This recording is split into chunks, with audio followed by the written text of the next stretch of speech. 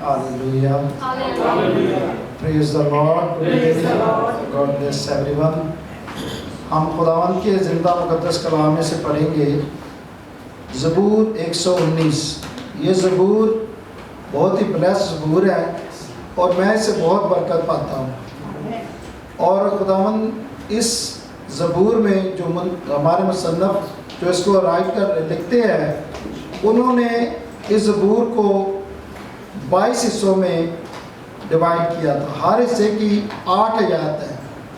तो ये ज़बूर जो है ना, खुदावंद की पाकीज़गी को, नेकी को, रास्तबाजी को बयान करते हैं और मुसन्नफ़ खुदा के इस कलाम से बहुत खौफज़दा होता है और हमें ये सिखाता है कि हम भी खुदावंद की हुज़ूरी को महसूस करते हुए और खुदावंद में बढ़ते हुए खुदावंद के कलाम को अपने दिल में लें और अपने कानों को ट्यून करें। और जब हम खुदावंद के हुज़ूर में आएँ तो पूरे दिल से, पूरे ध्यान से खुदावंद के कलाम को सुनें। तो आज हम इसका 16वां हिस्सा पढ़ेंगे। 121 आयत से हम शुरू करेंगे। मैंने अदल और इंसाफ किया है, मुझे उनके हवाले ना कर जो जुल्म करते हैं। भलाई के लिए अपने बंदा का ज़ामिन हो, मगरूर मुझ पर जुल्म ना करे।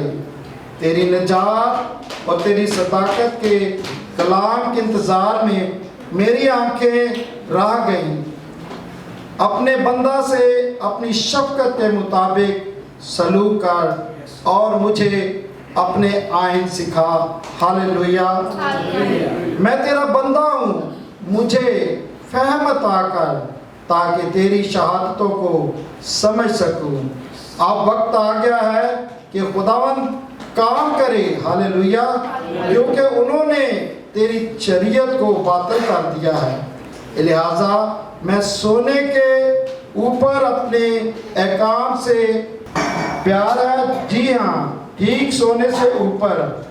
इसलिए मैं तेरे सब कवानीन को बरहक जानता हूँ और हर झूठी राह से मुझे नफरत है। तेरी शहादतें अजीब हैं, इसलिए मेरा दिल उनको मानता है।